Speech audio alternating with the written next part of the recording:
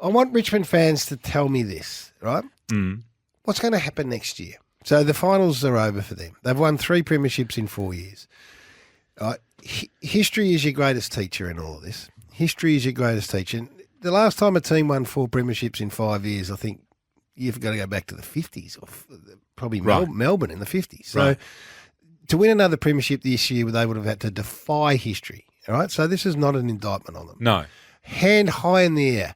I never thought they were going to get to the heights they did. So if Richmond fans think I was disrespectful, I'm never disrespectful. I just got them wrong probably 2019. By 2020, I'm all in on them. We all did. Yeah, so I think they're one of the greatest teams that's ever played. Yeah.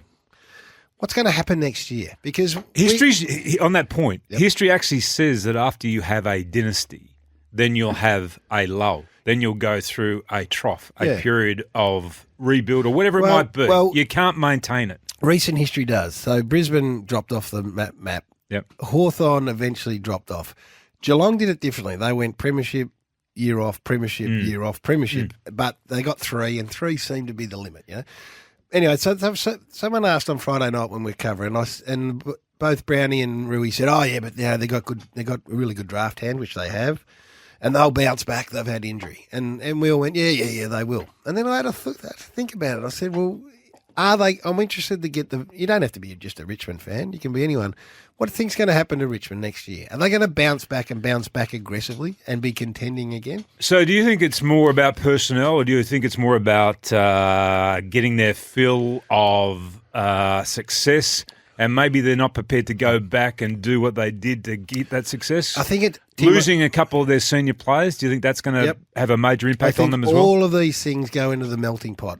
So age, demographic, style of play. So Dimmer's style, which was peerless for 3 years, has been a bit worked out. Yep. So he has to go back now as a coach and go, okay, what works for us, what doesn't. Coach messaging, motivation levels, talent, leadership of that group, which has been critical. So Cochin now, who's going to be out this week, is by the time the grand final of next year rolls around, that's another 18 months for Cochin and for Revolt. And for Hooley, who was next to Dustin Martin, arguably their best player through some of that finals, I just don't know if it's a.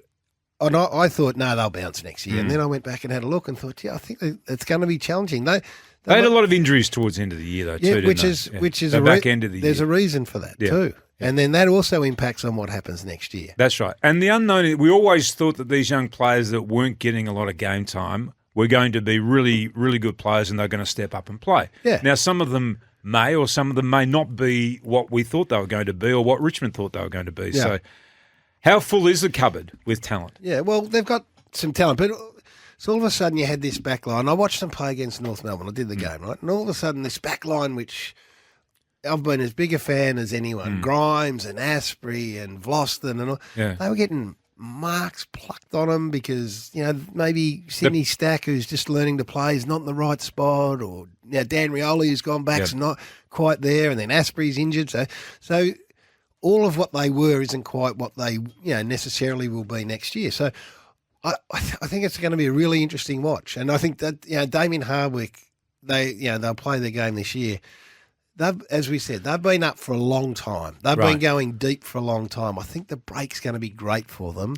Just we'll clear the deck, and then they're going to have to look at what they've got and how they're going to play. Does he need to retool this team in the way they play? Do you think there are modes of football and styles of football that has been successful over a period of time, and then it morphs into something else, and somebody else comes along with a new, better model and a style of play, and then that's successful for a period of time. Everybody works it out, which is pretty much what you were saying this morning about Richmond and how everybody has worked out the way they play and has found a way of stopping them. So do they need to come up with a new game plan a lot different from the way they're currently playing or not? And I say this, not just Richmond. Adam Simpson's dealing with exactly the same thing. Yeah. Not just Adam Simpson, Nathan Buckley. So Buckley, Simpson and Hardwick, Collingwood, Richmond and the Eagles through that 17, 18, 19, 20 period were right at the pointy end. But what happens is the game changes, things, evolve. Other clubs go to work on what you are, right? So that's why you see Richmond want heat and tempo and fast movement on the footy. So this is why Damien Hardwick starts to not whinge, but complain about uncontested marks. Because that takes away heat and speed and pace and chaos and all that sort of stuff.